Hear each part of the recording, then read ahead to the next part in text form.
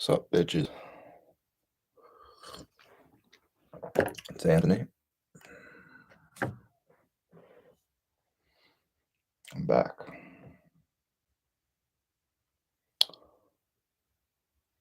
So, today I woke up thinking I was gonna get sick because I had like a kind of sore throat almost.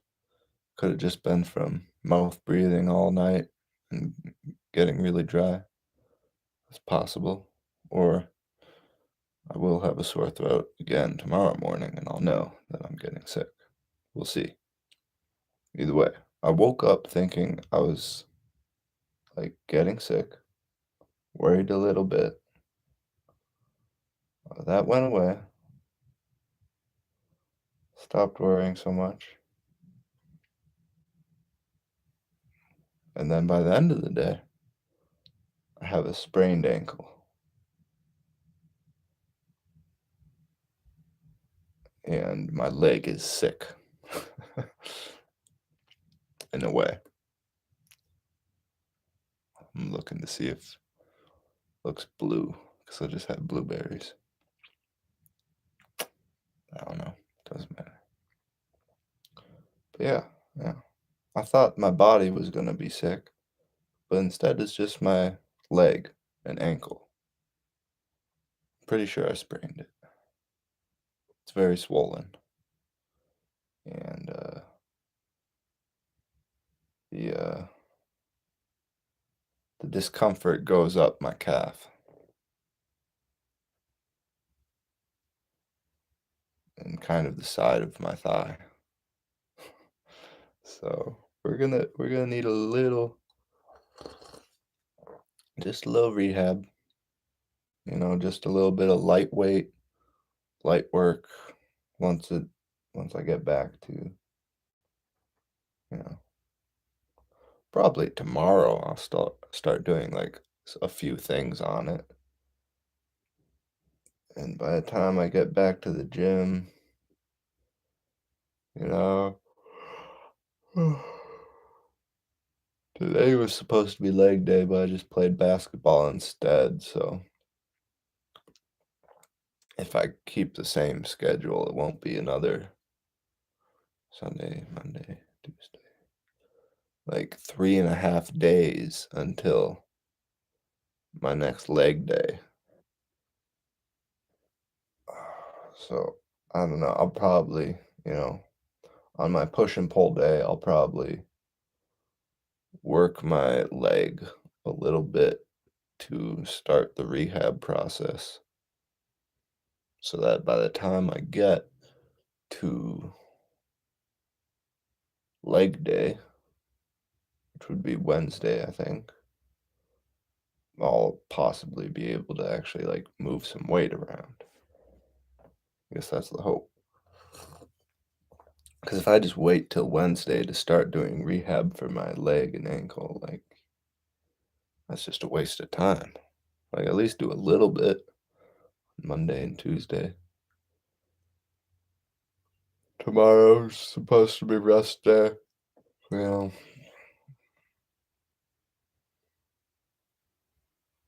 I know the Sabbath is supposed to be on a Saturday or whatever. I don't get how any of that works. I don't know how Sunday became the rest day and Sunday became the worship day. So I'm pretty sure it was supposed to be on the Saturday.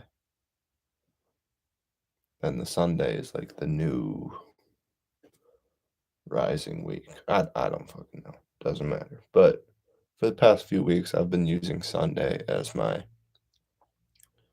day off from the gym and day off from work in general and just focusing on chilling at home with family. Mm, 'cause that's what's important.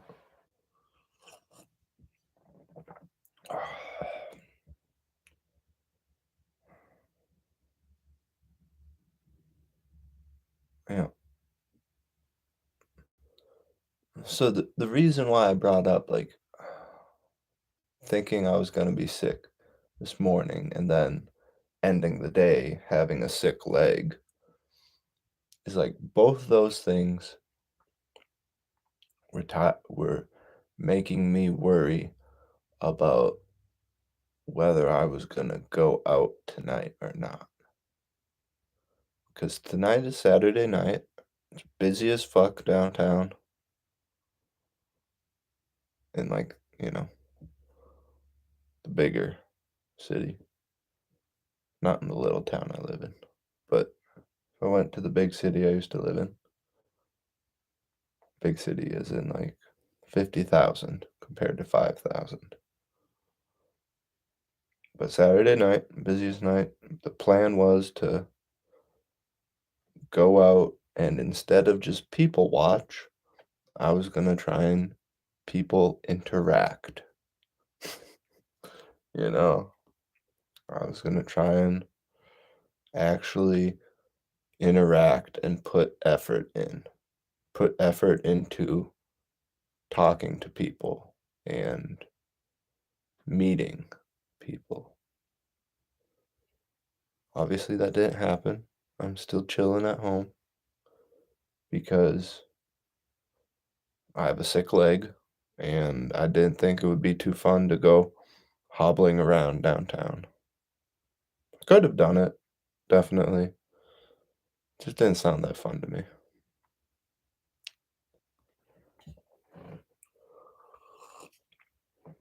But what I was saying is like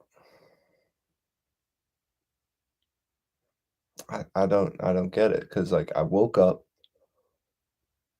thinking I was gonna be sick and I started to worry like, oh damn, okay, maybe I'm not gonna get to go downtown tonight if I'm gonna feel sick, like I won't want to go out. Like if I'm under the weather, like it's probably not good for me to go out and have a few beers and I won't be at my best. So like I worried about that a little bit. But as the day went on, I was like, yeah, I'm fine. I don't feel sick. I can go out if I want to. And then, I went to work, got done, went to go play basketball, and sprained my fucking ankle.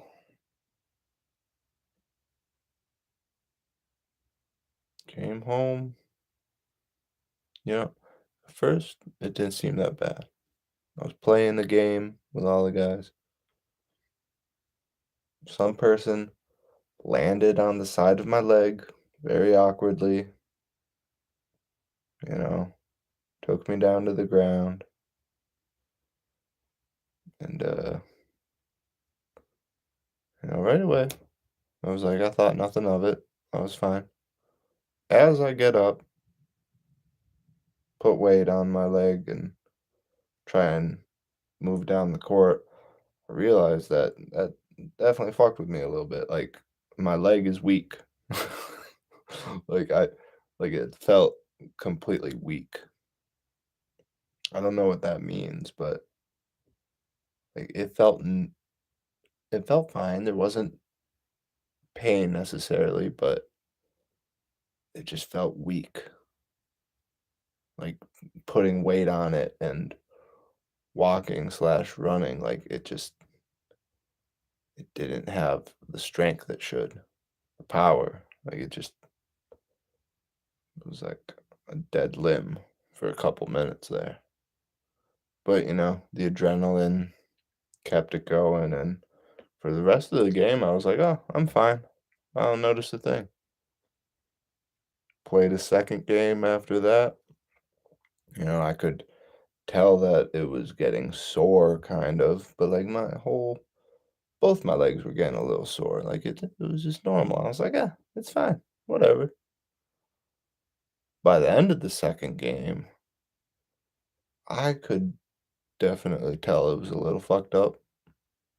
I was It was starting to hurt a little bit. Not too much, not to the point where I thought it was like a sprained ankle or anything. I just thought it was, I thought it was my calf for a while. I thought like I just strained my calf because that's what it felt like. But then I got home, chilled, took a bath, and before I got in the bath, I knew that something was wrong. Like it did not feel good to walk on it. Then I took a bath. I was still thinking about maybe going out downtown at that point. When I was done bathing, uh, got out,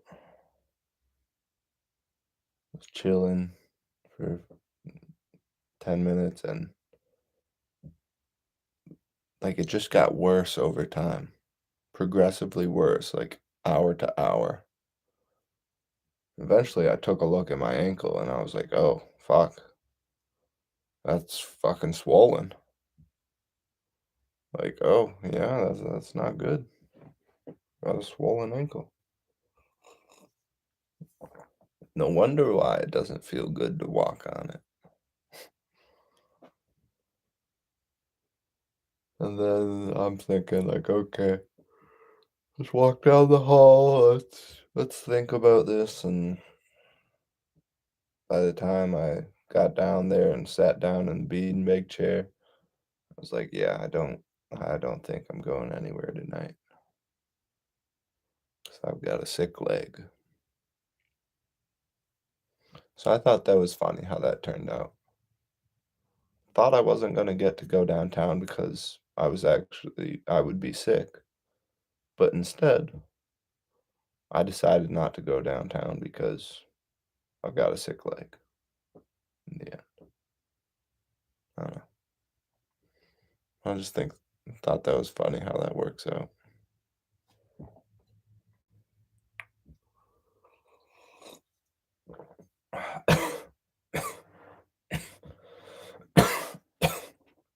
Fuck. Enough about me though. That was my day. Literally. That was pretty much my entire day right there.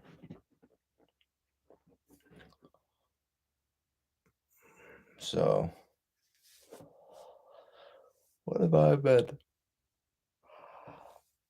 thinking about? I thought of two things recently. One of them was a passing thought, and the other has been something I've been thinking about on and off for the past maybe 2 days. Oh, fuck, I should get my notebook because I was writing about it this morning. Ah, whatever. I don't want to hobble down the hallway. I even have my staff there to help me.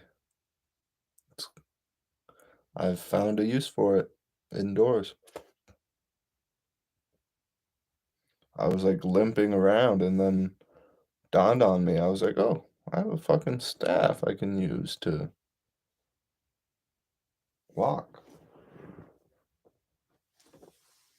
Wow, that's amazing what ibuprofen can do. I usually don't like to take ibuprofen. My mind is kind of that if your body is like, you know, if it has swelling, if it has that inflammation, it's kind of like there's a reason for it and you should let it do its natural process and like send the blood flow where it wants to go. Like it's trying to heal whatever you've got going on. It's kind of what I think, but it felt like shit, and I was like, oh, why the hell not? Let's take some ibuprofen, see if it does anything. It won't kill me. Tomorrow I probably won't take any. If my ankle's still swollen, I'll just let it be and let it do its thing. But tonight, damn. 3 ibuprofen really they're only 200 milligrams each, so 600 milligrams of it, like,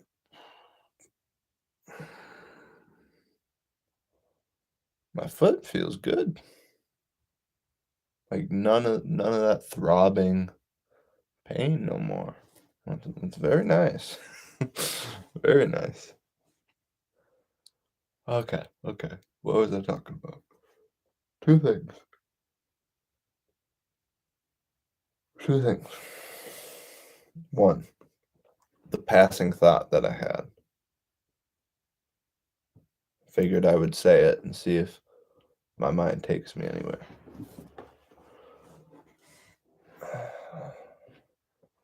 So it's like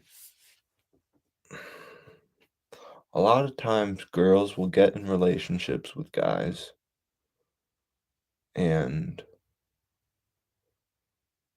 think that they can change the guy. Like that's like the classic thing, isn't it? Where it's like you get in a relationship with a guy that's kind of fucked up, but you're like, oh, I'll change him or whatever. Like, I think that's a thing. But my thought was that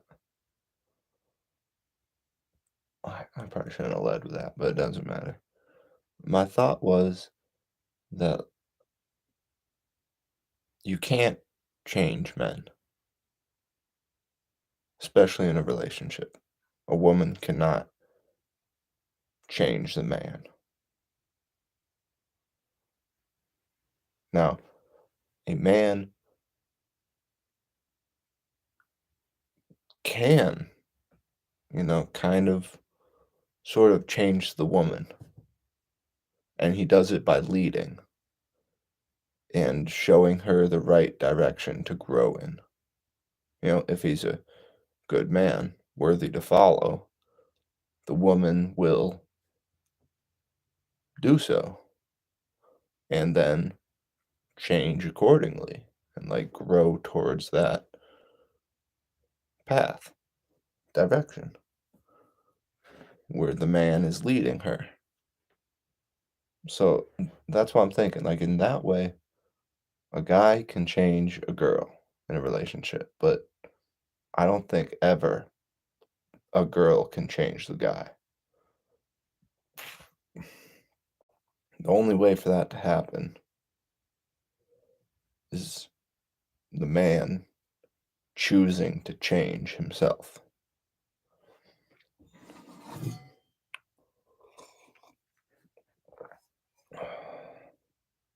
Like I suppose it's both ways where, the woman is choosing to change herself when the man is leading her in a good direction, and also the man is choosing to change himself when either the woman is telling him where he's at fault, where he's going wrong, and what he can do better. He can take that in and choose to change things about himself, or he will can possibly be aware of his wrongdoings and faults and work to change that in himself. So, I suppose either way it is always the person choosing to change themselves. But I guess my point was that a woman cannot lead a man in a relationship. That is the man's role, to lead the woman. So if a woman is trying to lead the man towards the direction they want them to change, like, that's not going to work. But if a moral, quality man is trying to lead a woman in a good direction, like that has a much, much better, higher success rate because that is natural. That's how we work.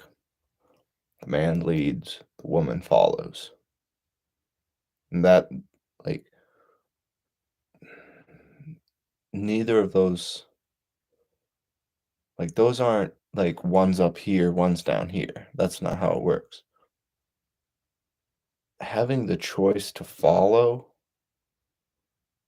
is pretty much just as important as the act of leading and choosing to lead. Like they're both they're both on the same level because the man has to lead, do his best to lead towards the good, the true, and the beautiful, and it falls on the woman to discern whether what the man is doing is leading towards the good, true, and beautiful or not. And then she has to make the choice whether to follow him or not. Like it's a big choice and it's very important. It's as important for the woman to follow the right man as it is for the man to lead in the right direction. Like those are pretty much the two biggest things for each respective gender. Like as a man, you need to figure out how to lead as best you can. And as a woman, you need to figure out who the best guy is to follow.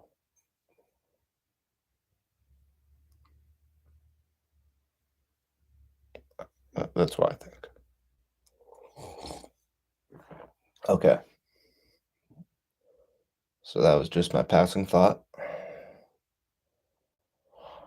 My recurring thought that I've had for a couple days is what is the spiritual side of suicide? That was just the thought that like was in my head, the question. Like it just popped in at one point and then I kept thinking that same thought. I was like, okay, what is the spiritual side of suicide? What is the spiritual side of suicide? Like it just seemed like it had a ring to it, so I kept thinking it. But it's a serious question that I have, and I tried to do a little research yesterday and a little reading. I didn't get too far, but I read a couple research papers, a couple things yesterday and this morning. I talked to Gary about it yesterday. So pretty much we came up with two options so far. One is that the spiritual side of suicide is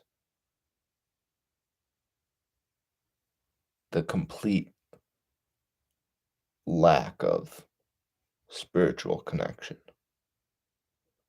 Like, just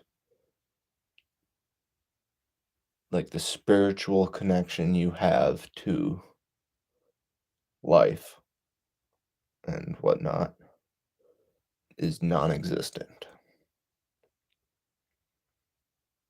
That was Gary's immediate thought and what he thought it kind of was. Like instead of there being some type of spiritual connection there, it's more so the lack thereof of any spiritual connection. And that would be a driving factor towards suicide for people. That's what he thought. So that's option one. Option 2, which was kind of my thinking that I came up with, is that I think it's possible that it's like the spiritual side of suicide is having some type of connection or being, some connection to a demonic presence, which, you're never really connected to a demon. It's more so that you're being like your life force is being siphoned, or you're, kind of like a parasite, but not a, it wouldn't be a symbiotic relationship. It would be, I forget the word for the other one, but in this case, if it were true, it would be the case where the parasite latches on and doesn't let go until it fucking kills you.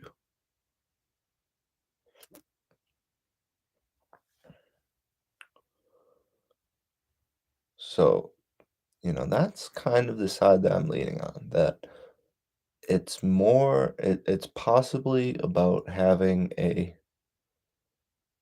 spiritual connection to, you know, satanic influences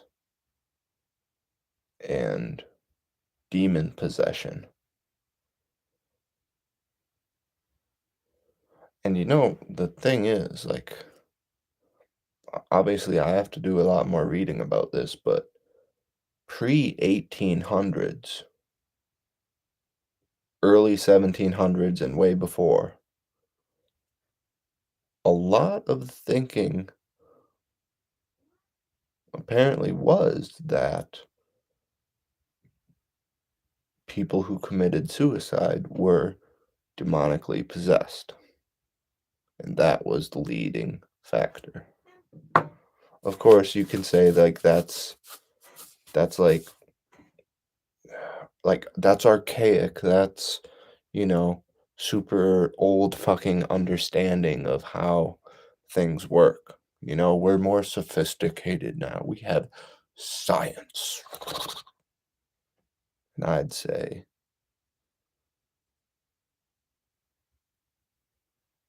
have you ever thought about not being such a cunt?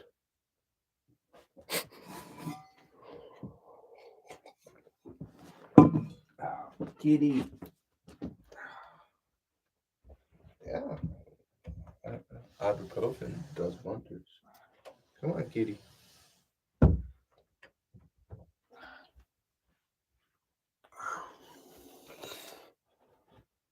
I can put some weight on my foot now without too much discomfort. Whereas before, like it sucked.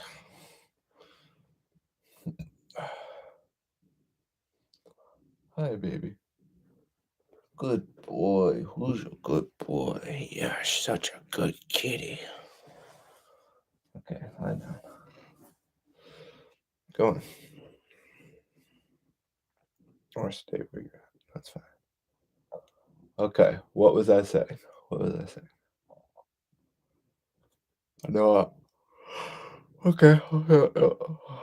Talking about demon possession leading to suicide.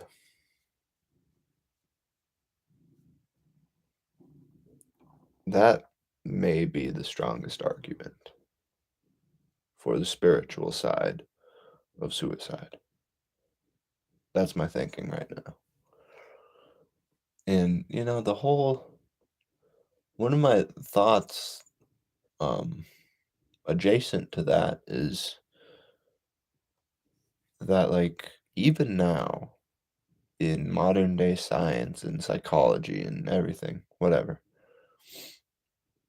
they're starting to say things like they don't know where the line is between spiritual awakening and psychosis. And then I saw another title the other day talking about the line between spiritual awakening and like major depression. So, of course, both those things are like about mental health, and we would consider them mental illnesses, even though that's a terrible fucking word. Like mental illnesses for things like depression and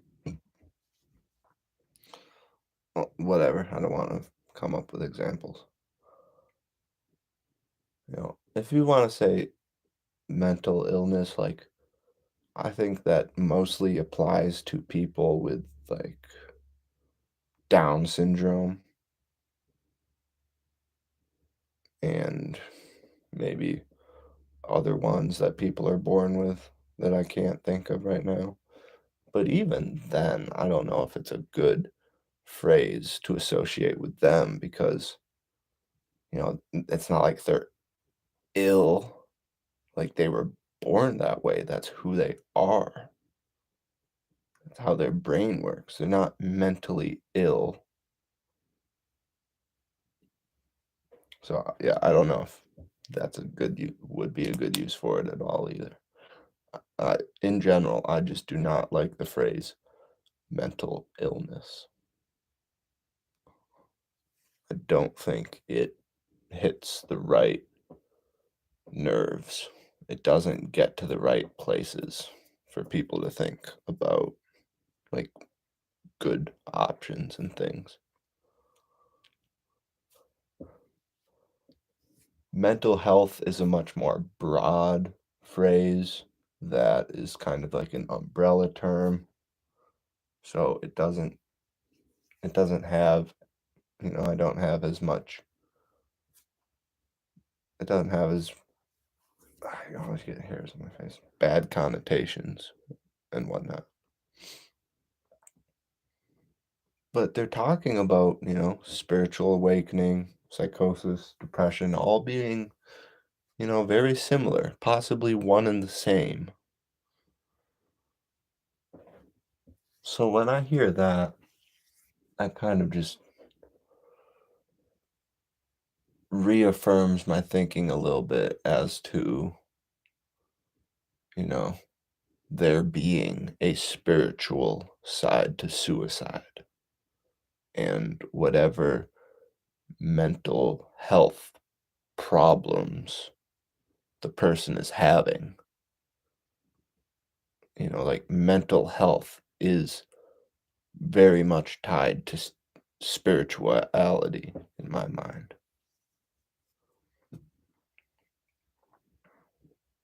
Meaning, like, are you being possessed by a demon or are you acting under free will and, you know, have some spiritual connection to God and whatever that entails? Like, are you being siphoned off of, or are you, you know, creating your own energy and living off it and so cute, Fabio. So cute.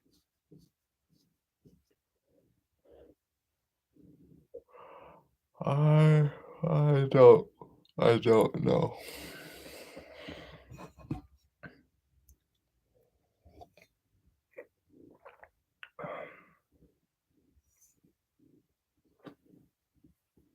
But yeah, demon possession.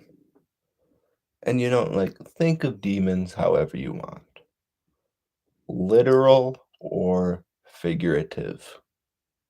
Symbolic, imaginary, whatever it may be.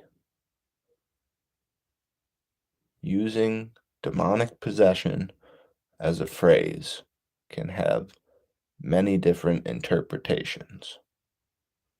Take it as literally as you please.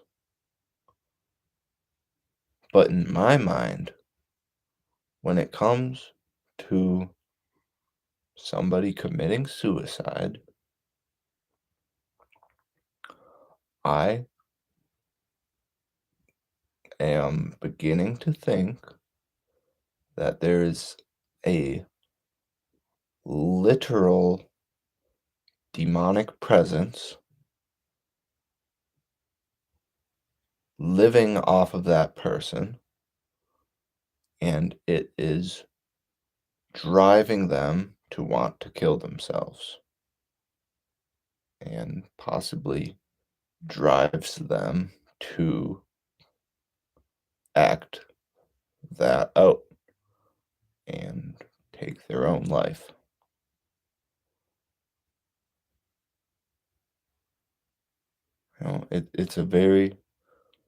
It must be a very strong demon. But not even, like, they don't have any power, it's always a choice. But, strong as in influential. It must be a very seductive demon to get you. And, the things that open us up to demonic possession are things like trauma, you know, brain injury. Not always that, not always necessarily like a physical injury, but more so where like brain trauma and life trauma and like putting putting yourself through trauma is a, one of the big ones, I think.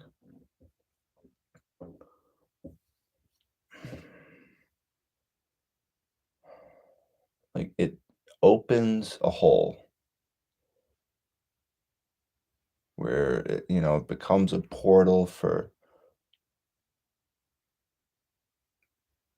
otherworldly beings to either, kind of take possession or, just make camp in your spirit, whatever that is. But it, it makes camp there and it starts to have conversations with your spirit. It starts to talk to you through your spirit. Because, like I said, these demons can be very influential and seductive, and it can convince your spirit that it wants to be no more. And then your spirit will start communicating that to you. It will start, you know, you'll start having thoughts about, like, oh, maybe I don't want to be alive. Maybe I should kill myself. Maybe I should do this, that. Obviously, never fucking say yes. Simplest answer to the devil is no. Always and forever. Say no to the devil as best you can. Whenever you know that something is from the devil or it's demons, if you know that that's where it's coming from, say no. Obviously, it gets a lot harder when you don't know where it's coming from and you're confused and you don't have clear understanding of things. It can get a lot harder to know what to say no to.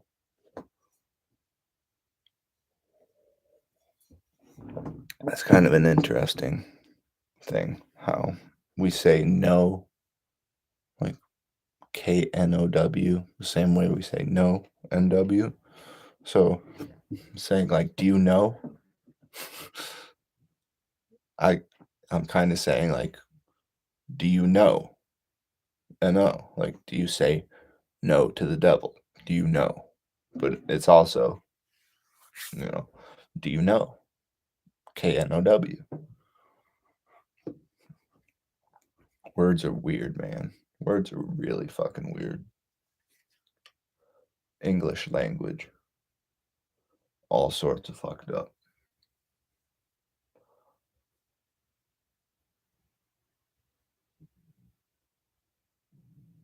But I liked where I was going there.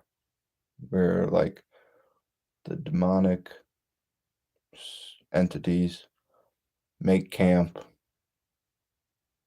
in your spirit. They start to talk to it. They're very seductive. And then it's your spirit. Like the demons are speaking through your spirit. So you always think that it's you. You never, it's so hard to tell and be aware that it's just a demon because you always think it's you. It's always being communicated to you through yourself, your spirit, or your mind, or, you know, whatever it may be. Fabio, you're a heavy blanket. You make me kind of hot. But he's so cute. I don't know if you can see, but he's just sleeping down there. I'm getting really hot, Kate. I'm sorry. Can you go to the bed? There you go. There you go. Oh, sorry, buddy. Yeah, so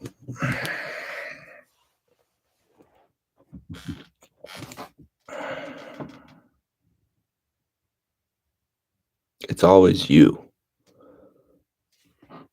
that you think is having these thoughts and, you know, wanting to do these things. But